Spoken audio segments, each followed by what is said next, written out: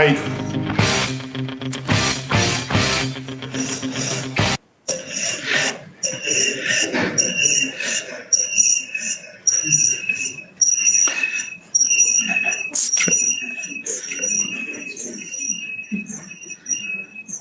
I hear a lot of echo. It's muted. But I still hear myself. Okay, I'll try anyway. Okay, guys, thank you for having me here. I'm very thrilled to be the first in-person speaker, and I hope everything will go fine with all these demo gods and conference gods that don't allow us to run the conference as smooth as we would like to. So the topic of my talk is housekeeping the platform at scale. And let me first. Okay, wrong screen. So let me first introduce myself. My name is Eugene Fidelin. I work at Marktplaats, which is now part of Adevinta Benelux. I work as a front-end architect, so it's a front-end conference, so you already got an idea that there's going to be a talk about the front-end platform. And just for you to understand what is Marktplaats, how big we are, here are some fun facts about it. I think the most important thing here is that we have 8 million unique visitors monthly. And if you search on Wiki, what's the population of the Netherlands, it's basically 17 million. So basically half of the population is using Marktplaats. So we have a very big impact on the country. So at Marktplaats, especially at product and tech, we have a vision that the product development teams, they can focus all their efforts just to building the product features and nothing else. And how we want to achieve that? We want to accelerate the product development by providing them, how we call them, the front-end platform, which is basically a set of services, tools, components, other resources, so they can basically build their product features more effectively, secure, and deliver faster. So that's basically the whole idea of the platform that we build. So at the moment, the front-end platform is used by around 8 development teams. They so far built around 60 services, 40 shared libraries, and it generates in total 15 production releases per day. So this is kind of the scale that we are dealing with, so you can basically compare with what you have in your company. So we eventually encountered so-called the speed paradox. So what does it mean? At Marktplaats, we basically foster autonomy teams because it is proven that they are actually much more efficient in delivering software, like business features. But at the same time, if the team is very autonomous, eventually you will end up with the fragmented platform because the team wants to build what they want. They don't want to spend time on communicating with other teams, syncing with them. Okay, guys, what you are building, maybe we can reuse. They just want to build stuff and deliver it as fast as possible. So the platform becomes more fragmented. You start encountering the teams actually reinventing the wheel, so solving the same problems using different technologies, different approaches. And at the end, the team starts struggling with maintenance burden. So imagine you have a lot of different front-end frameworks. Suddenly there is a new major release of React, Angular, whatever you use. And then if you are the only one team that uses this framework, your developers basically cannot deliver business value anymore. They should spend time on this maintenance. And the further you go, the more fragmented your technology stack, the higher this price. So you want basically to find a good balance between how autonomy the teams are, so what kind of decisions they can make themselves, versus moving fast as much as possible. And actually, there is one way to find this balance. There is a lot of approaches to that, but one way that personally I really like was introduced by Spotify guys. They call it again the wrong thing. Sorry. Oh, so they call it golden path. So what is the golden path? So golden path, very simple. It's opinionated and supported path to build something. So we came up with our own front-end golden path. So this is the way how we want to basically encourage teams to build their front ends. And it consists of a few things. It starts with the stack. So we identify the most important technologies, frameworks, libraries, whatever, and we align them across all the teams. So basically all the teams promise to use that stack. Next to that, we have information support. So not everything can be written as a software. Something you should have some alignments that is just a document. So for example, we have architecture decision records, we have tech radar, we have best practices that we document. We have the Slack channel for support, and we do PR reviews just to ensure that the teams are using the golden path stack in the most efficient way. And what basically makes it a joint effort is the governance, because it's not the platform team who is only developing this golden path stack. Basically, all the teams are contributing to that. It's developed in a close collaboration, but the platform team is the owner, which means that we take responsibility for maintaining it, to making it secure, actually to develop a new feature in a timely manner. And what's important with this golden path approach, that the teams can still deviate, but because everything that they will build outside of the golden path will be not supported by the platform team, they will need to pay extra costs. So they will need to maintain that piece of software themselves. So what's inside our golden path stack? So this is very specific for our organization. So in your case, it might be completely different things. But for example, on the client side, we have our own React setup, which is just a basic React with some libraries which are commonly used together, which are pre-configured.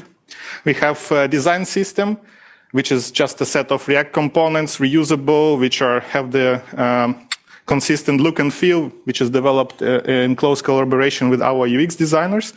And we have a translation layer, because our platform is multilingual, so we need to be able to render our UI in several languages.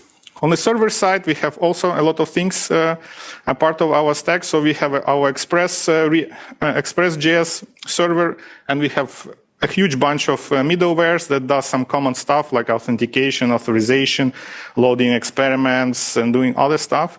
We have also our own React SSR library, built our own server-side rendering engine, which is really small, really tiny, but high performant.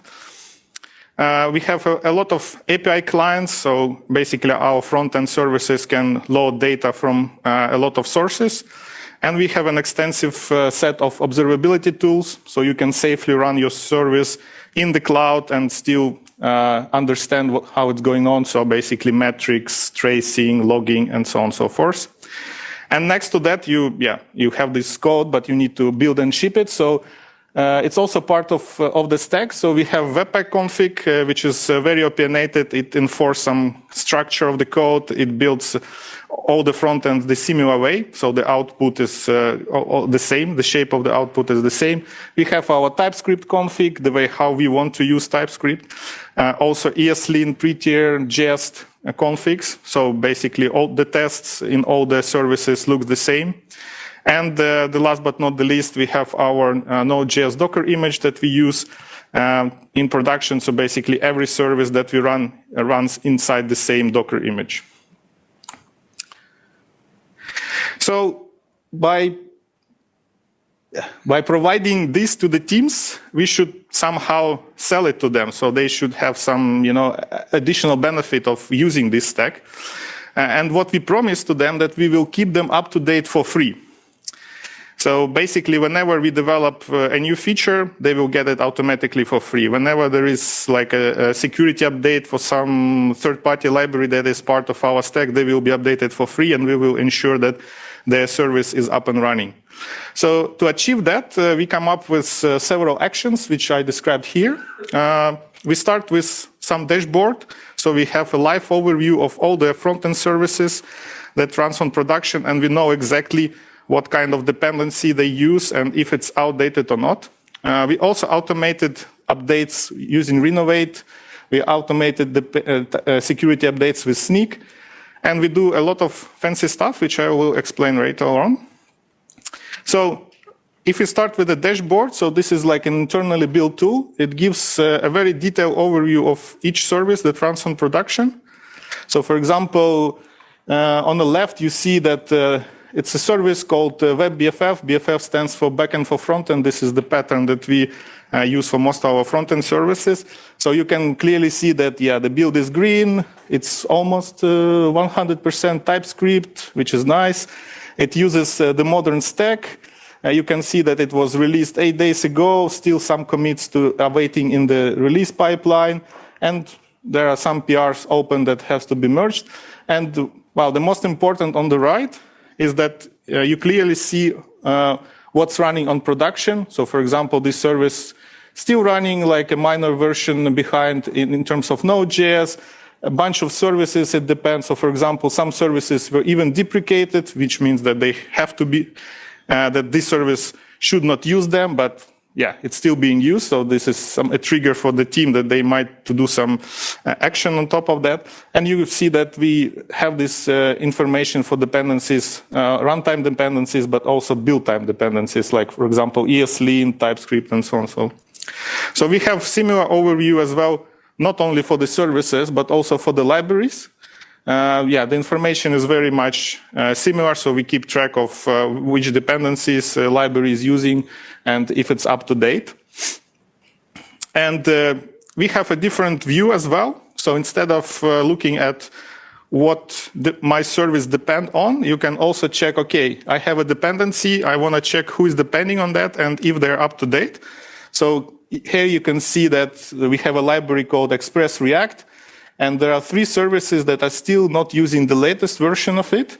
And you can maybe see this green and red check marks on the right. So the green means that this service is already using the latest version on master, but it's not released to production, meaning that, okay, there is only release, we are waiting for release. But the red one means that it's not merged even to master. So either, I don't know, PR is broken that updates it, or maybe something is wrong. So basically, this is the overview that the platform team uses to identify the potential problems, but also this dashboard is used by the teams to basically have an overview of how their services, how healthy they are.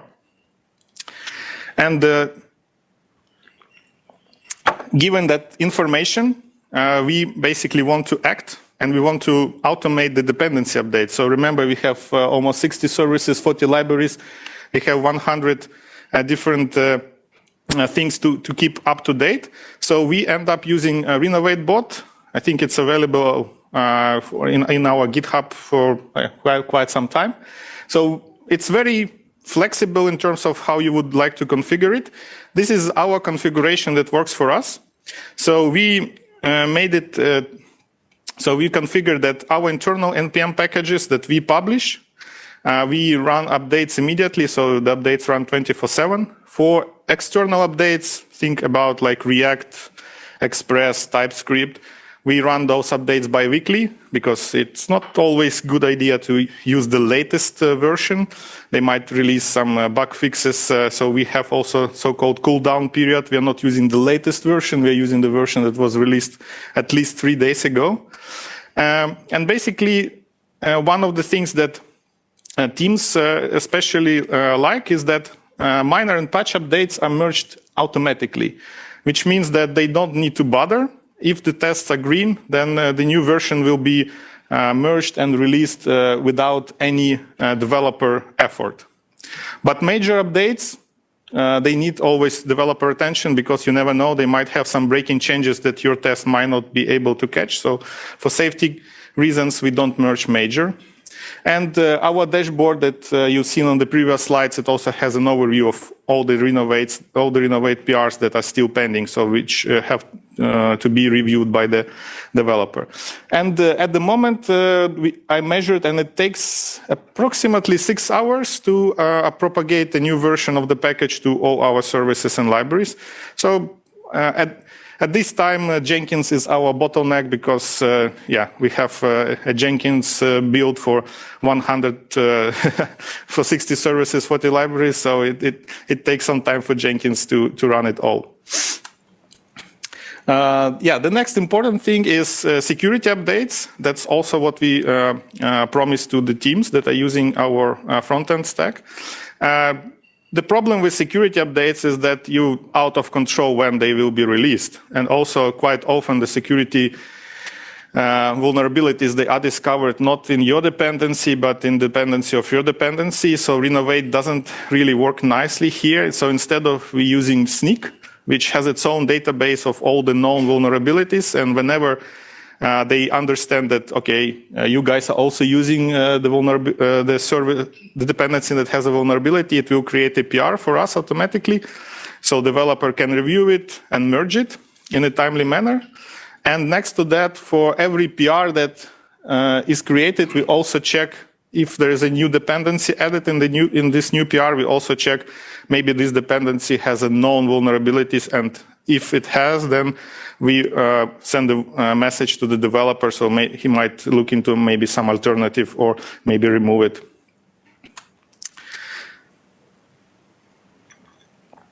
So obviously not everything can be just solved with dependency updates.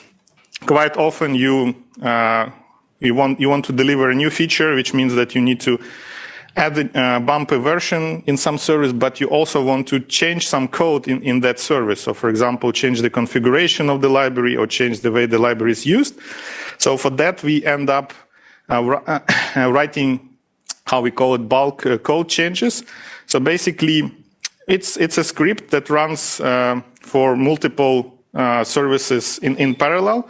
And it does a lot of things. So first of all, you can install, update, or remove dependency. Then you can write your custom JS code shift code mod. Yeah, for those who are not aware, the code mod is a way to write a code that rewrites your code. So basically, you write a JavaScript that manipulates the JavaScript. It's a very powerful tool written by Facebook. I really encourage you to read their documentation. So we use it basically to change the code. And then we run another library called putout. It's basically it's built on top of JS code shift. It has some common code transformations in place. So for example, imagine removing unused variable or removing the import statement that is not used, or maybe, so it's actually modifies the code, what ESLint doesn't do, because the philosophy of ESLint doesn't modify the runtime. The putout actually modifies the runtime. Next to that, we apply prettier because we want our code to look similar to what the human will write. At the end, we run test and update snapshots with this script to make sure that the code changes that were done are producing the right code. And we as with Renovate and Sneak, it creates a PR, and we have an option to actually even auto-merge it. If team, for example, trust us, we auto-merge it without notify developers. Information support is another important part because, not everything can be written as a code. Sometimes you just need some convention, some agreement with your team, how to write things, how to do things. We use it through many different approaches. These are the most important ones. So architectural decision records. So we try to capture all decisions that somehow affect the way how we write software.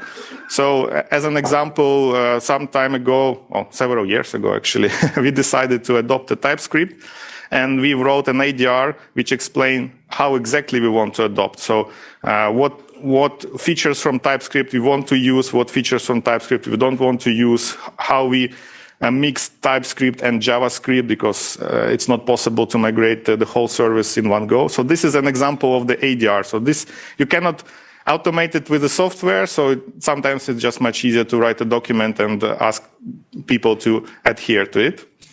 Next important thing is the tech radar. I'm not sure if everyone is aware, but this is a tool that allows you to visualize all the techniques, tools, libraries that you are using and put them in a different state.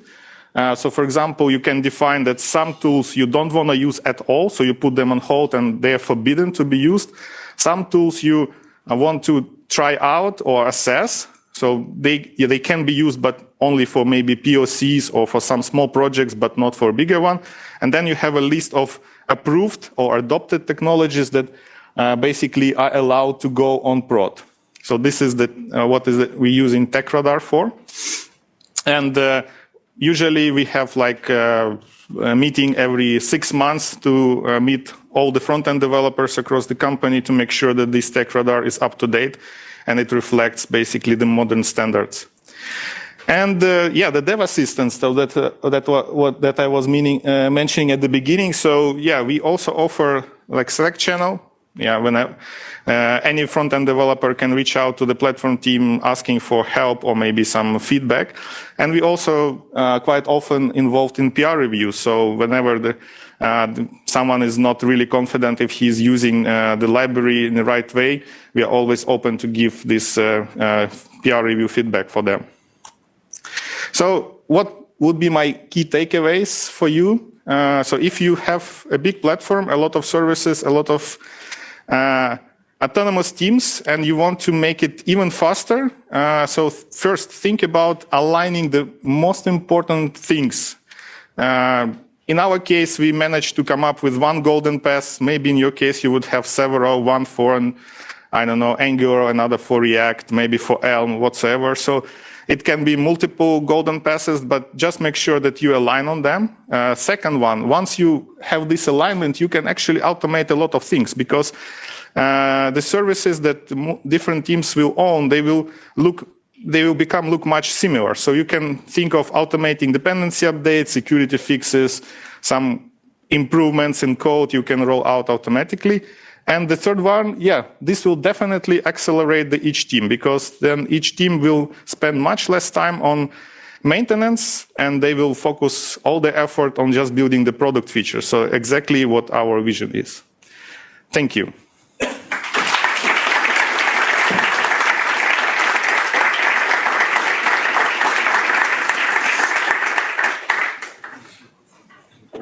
Okay, thank you, Eugene. So the same procedure. So if you have questions on remote, please use Slack. If you have here in the audience, stand up. Patrick will go around and with a mic. So wait a second, I will check Slack too. I have a question from the audience. Yes, can I just? Yeah. Just a question regarding the team, which is suited in the platform. How big is that? So how many people work on doing this content platform, I think? Yeah, the question was how big is the team? Well, actually, the size of the team is changing constantly.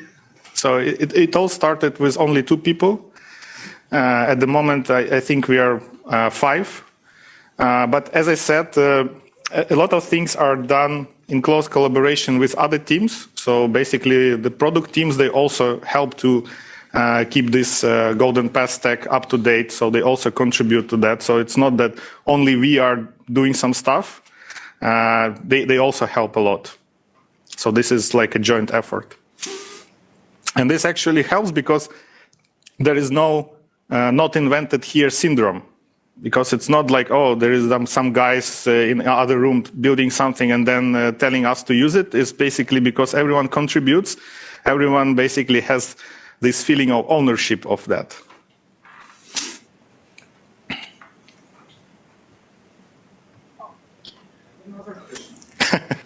Is it related to this one? Because otherwise I would, yeah.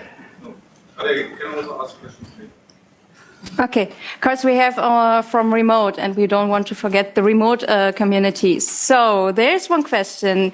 Do you use different recommended tech stack for different use cases? An example, we have some simple internal admins that do not really need to front and lib like React because they can use forms.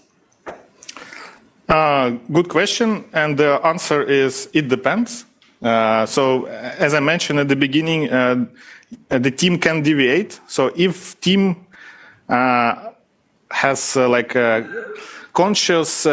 a conscious decision not to use React, then they understand that they will use another library, and they are okay with all the maintenance cost which comes with using a library which is not used by any other teams. That yes, they can use it, but they just need to be aware upfront that they have to pay that price.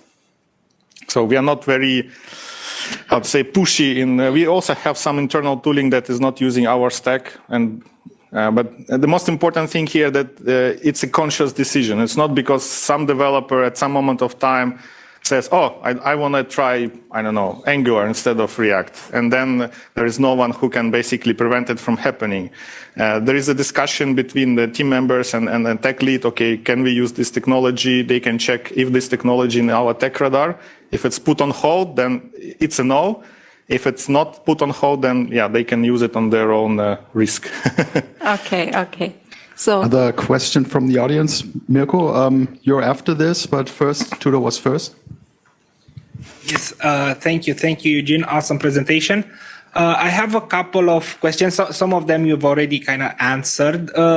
So we try to do something very similar, and one of the main problems that we hit was like local teams. They want ownership. They say we have a product, we have our own deadlines, we have our own stakeholders, we have our own priorities, and sometimes these are not aligned with the overall platform. So they say, for example, in terms of a design system, they say, well, we need these elements, we need these atoms or molecules. So for them, it's like, for us, it makes sense to develop them now rather than go to the platform, ask them, then they're put in a queue, 20 other teams put their things in the queue. There's this prioritization system. So how did you solve that? Or how did you address it? Do teams push back? How is it done? Yeah, actually, we had very similar problem exactly with design systems, because quite often teams moving faster than design system itself. So what we do, we basically encourage teams to basically contribute to the design system instead of creating that component atom molecule the way that it can only be used in their service. From start, create it in a way that then eventually it can be part of the design system, and we basically can help them to extract it and make it part of the design system. But most of the time, what I observe is that people just go directly to design system, create APR, create a component there. So maybe because maybe just to mention, I think we have 15 front-end developers in total, so you can easily talk to all of them. So you don't really spend too much time on convincing them that they have to contribute. They also see the benefit, because the component that I have created today, tomorrow, and my colleague from another team will reuse and say me a big thanks. So that motivates. We have another question on Slack. yes, but I think I want only to ask if it's quite similar to actually this question what Tudor had regarding the design system. But I can actually ask, who is the owner Of design system? of the design system? Yeah, is this a platform team? So basically we own the design system as a library. So we are responsible, for example, to make sure that the builds are green, that every component that goes inside is basically following the guidance. Yeah. So at the same time, UX designers are responsible for look and feel.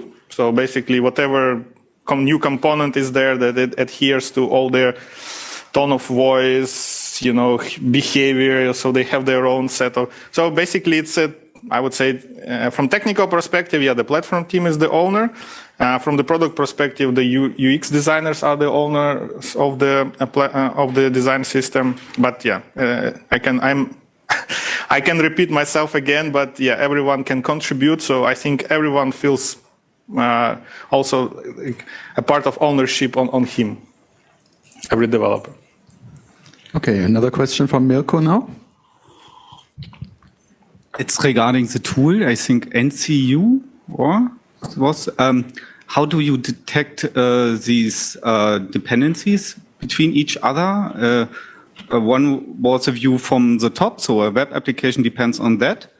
It looks even that you know what you have deployed, that what is used there. And on the other side is if you have some libraries, how do you find these dependencies that are relying on that? That's actually very simple. So basically, we have a deploy system that tell us which Git commit was released. So we know what Git commit is running on prod. Then you're using GitHub API, you just download the package JSON, and then you have all the versions that are running on prod, and you build the dashboard out of it.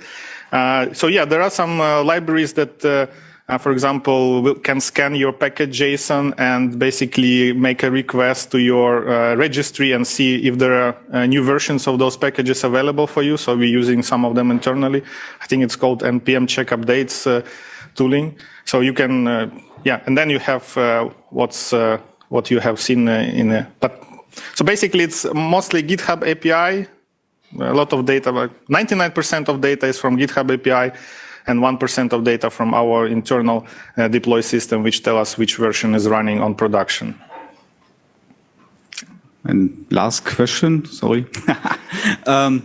Do you dare to auto-merge your PRs with Renovate that coming from your design system? Good question. So far, we have not observed any problems. Maybe because we are not so strict at, we don't do pixel perfect design. Yeah. So if the new component is slightly different from the previous one, I don't know, maybe the border are different, the color is a bit different. So usually we don't really care about that. But it sounds risky at the first because we don't have visual tests. But so far, I haven't heard any complaints. So usually we are quite good at using semantic versioning. So people understand that, I'm doing a breaking change, so I need to release a breaking version, like a major version of the library, and then you will have a PR that have to be reviewed. And by the way, Renovate gives you a very nice change log in the PR, so you can actually see what's coming, so you know what you need to look at. So yeah, it's partially solved by using the semantic versioning the right way.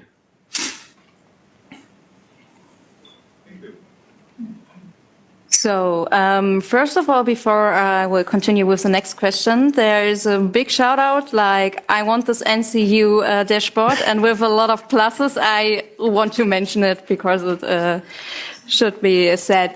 Yeah, the next question is, how do you guarantee the quality of the design system components when someone, in quotes, not in quotes,